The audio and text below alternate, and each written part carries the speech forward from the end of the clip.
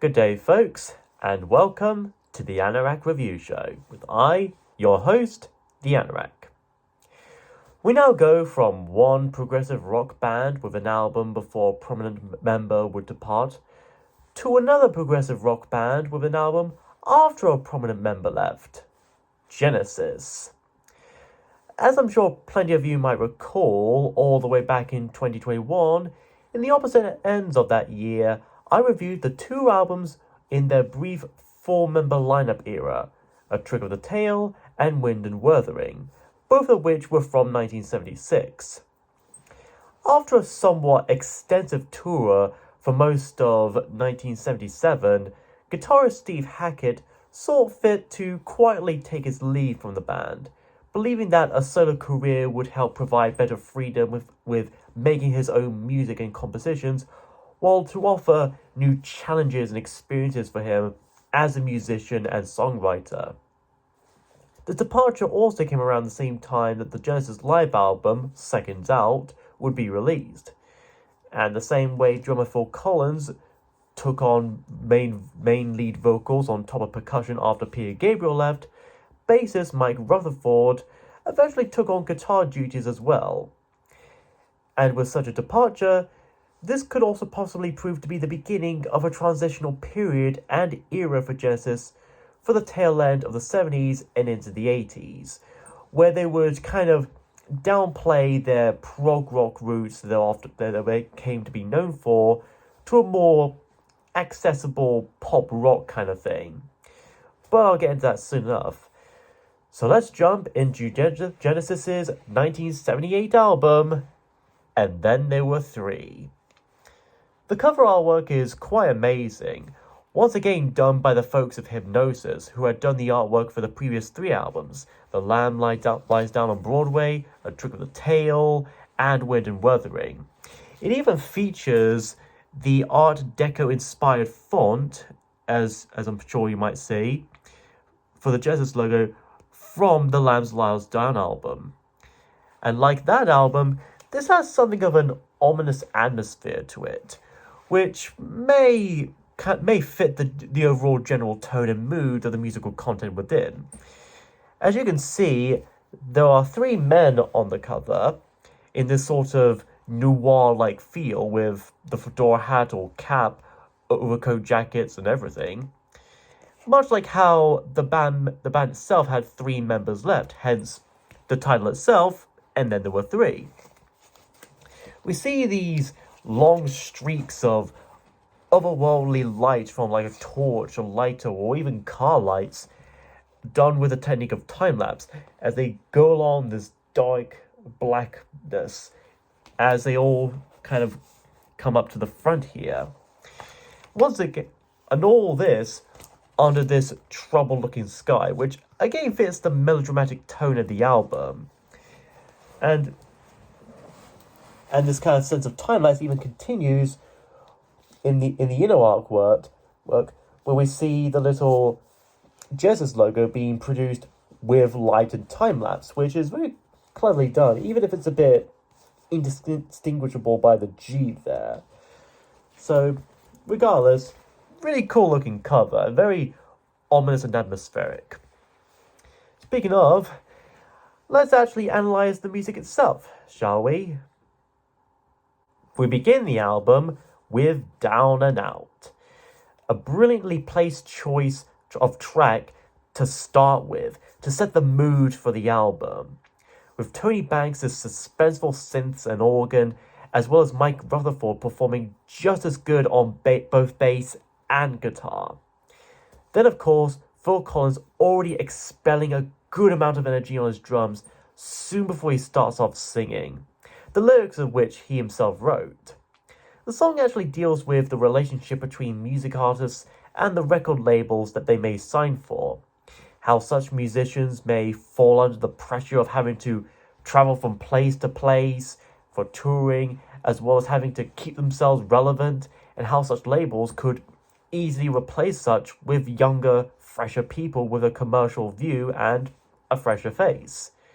In a way, this song's kind of meta, as if the remaining three members of Genesis already knew well ahead in advance of not only the general direction that they would go with, but also the people's preconceptions and reactions to such a direction. If you're slow, they'll run past you. Stand tall, see them falling down. Especially when it's you who trips them over. Well, show me the door, show me someone who'll do it better. Well, I have heard of this new up and coming band, and I think they're called Marillion or something like that, but I like to think they could be a better Genesis than Genesis. Speaking of, all of Genesis albums have had a good, if not great, opening songs for each of the albums. From Genesis to Revelation with Where the Sour Turns to Sweet, Trespass with Looking for Someone, Nursery Crime with The Musical Box, Foxtrot with Watcher of the Skies, Selling England by the Pound with Dancing with the Moonlit Night, The Lambs Lies Down on Broadway with its title song, A Trick of the Tail with Dance on a Volcano, Wind and Wuthering with 11th Earl of Mar, Duke with Behind the Lines, Abacab with its title track, Genesis with Mama, Invisible Touch with its own title song, We Can't Dance with No Son of Mine, and even Calling All Stations with its own title track. And this one, Down and Out, is certainly no exception.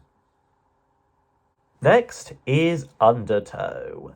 This Tony Banks penned song continues to demonstrate how important he is as a member of Genesis, but also how great a composer and songwriter he can be.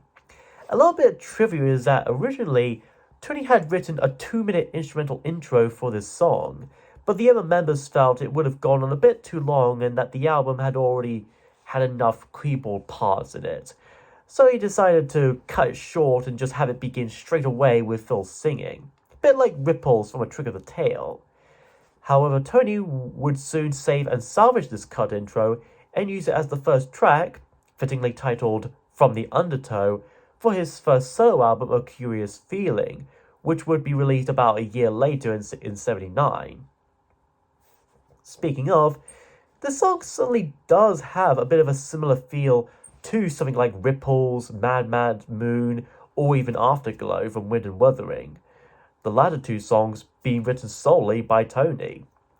Both musically and lyrically, it starts off rather gentle, personal and intimate, with its verses about curtains drawing, weather and fire, warming a room, and laughter, and perfume and music lingering here. Then the music builds with the bridging bits as Phil says to Better think a while, or I shall never think again. And we soon get to that dramatic chorus where the music in the song is at its peak. Stand up to the blow that fate has struck upon you and make the most of all you still have coming to you. As if to say, don't let the sudden hardship strike you hard and down, and spend well the time that you may have, not just in childhood, but in mortal life altogether. Lay down on the ground and let the tears run from you, crying to the grass and trees, and heaven finally on your knees.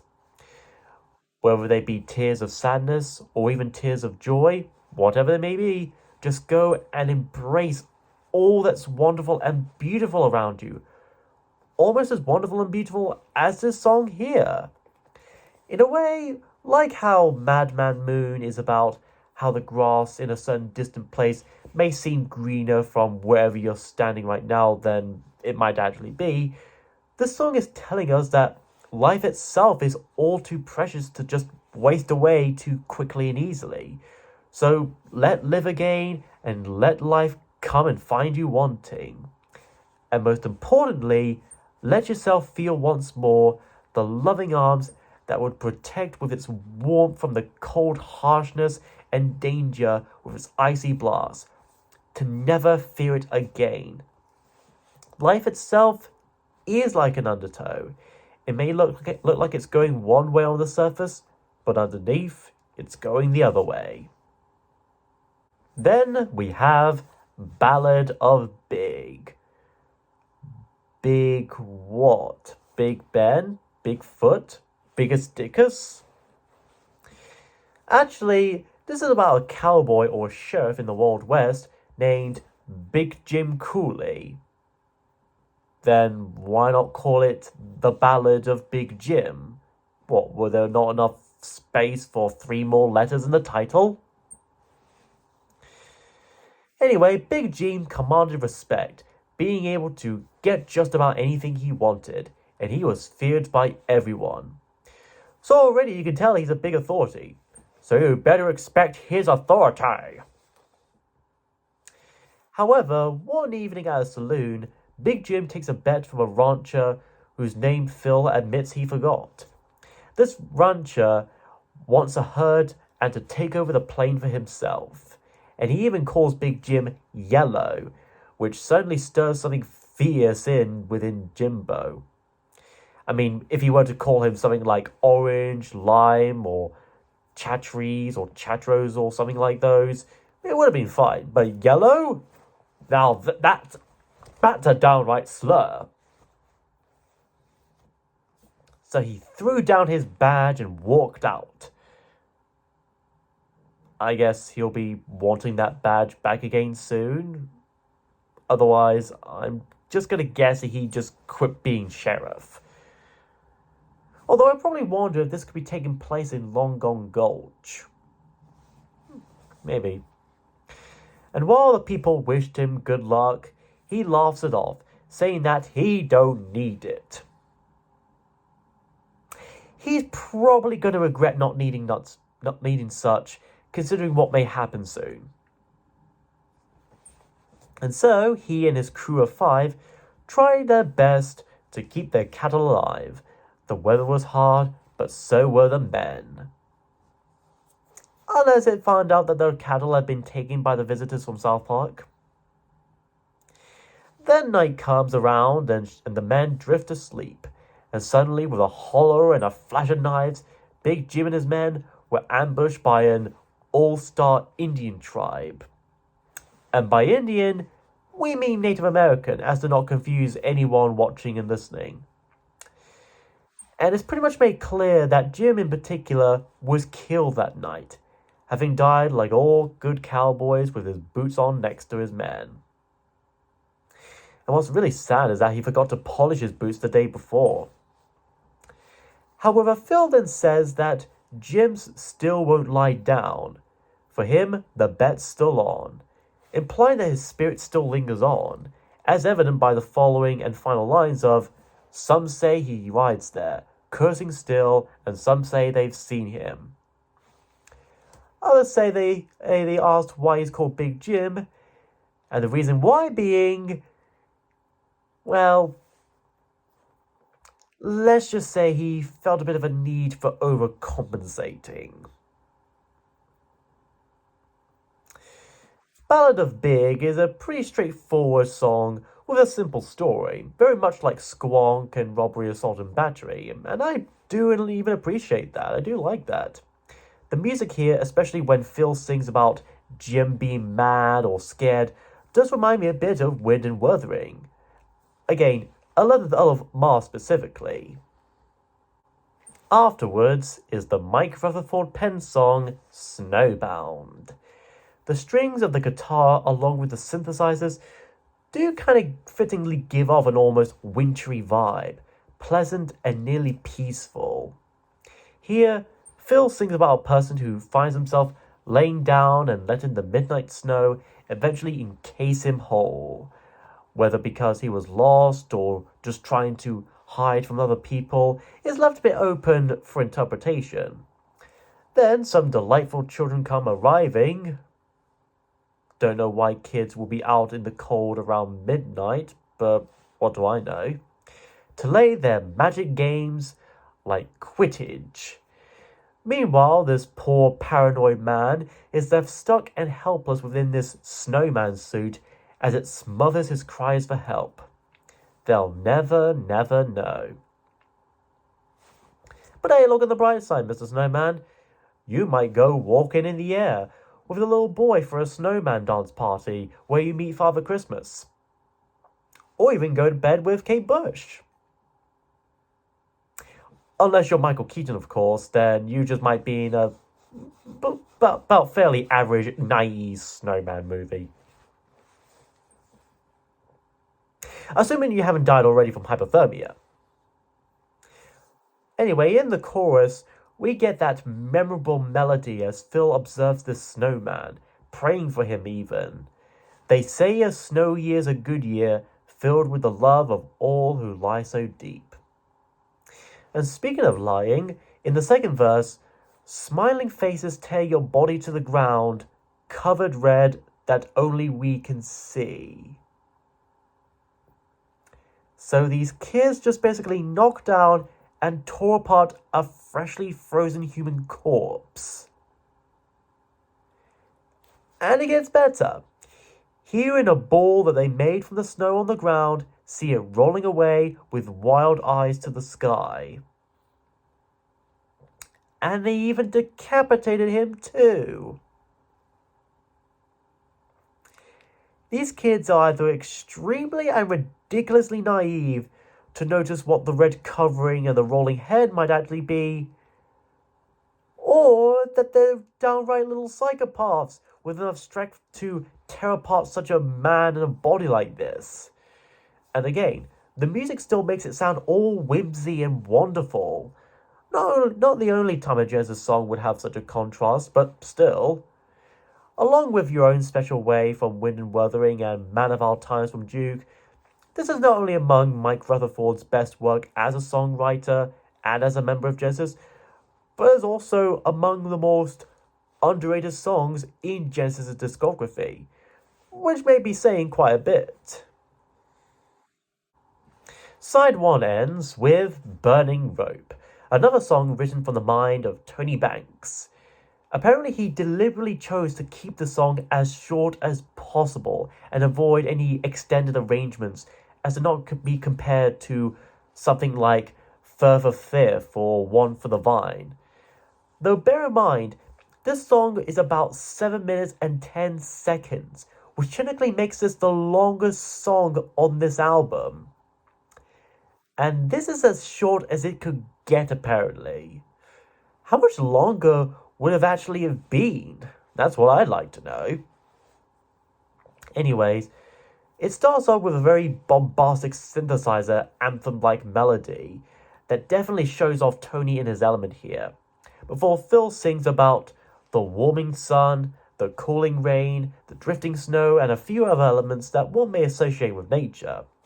The words of love, the cries of hate, and the man in the moon who seduced you, then finally loosed you. Must have been the Madman Moon then. You climb upon a burning rope to escape the mob below. Likely meaning trying to get away from all your problems while taking risky if not dangerous lengths to do so. But you had put the flaming out so that the others could now follow. And as such, dealing with such easy routes only allow your problems to continue following you. Assuming, of course, whatever remains of the burnt section of rope doesn't just snap away, letting the mob drop back down to the ground. You must blaze a trail on your own, unknown and alone. Obviously meaning to make your own choices and being independent without constantly depending on others. But keep in mind, don't live today for tomorrow like you were immortal. As in, don't spend all day thinking about what could the next day or the day after would bring, as if you have all the time in the world, and just think about where you are right now in the present. The only survivors in this world are, and it goes back into the chorus itself about the warming sun and the cooling rain, as if all the things of nature are the true survivors, while we human beings are more likely to drive each other to death, if not extinction. After the second chorus, we do get an instrumental section that runs for over 2 minutes, taking up a whole middle part of the song, likely to indicate a passing of time as usual. Not only do we get more of Tony's range of keyboards, but we also get a fantastic and underrated guitar solo from Mike himself, which even he considered a challenge to him, especially after Steve Hackett leaving. And yet he still managed to prove himself and achieved very well here, in my opinion. And by the end, Phil acknowledges how old and delusioned you've become, only now realizing that you've accomplished here, all of it, have all turned to dust in the end. Living your life with nothing but a constant sense of vanity, and it's all come to naught. You dream a future after life, but we all can't be sure about that. The song may not be first or fifth, but Burning Rope doesn't necessarily have to be so, and even still, it does come close.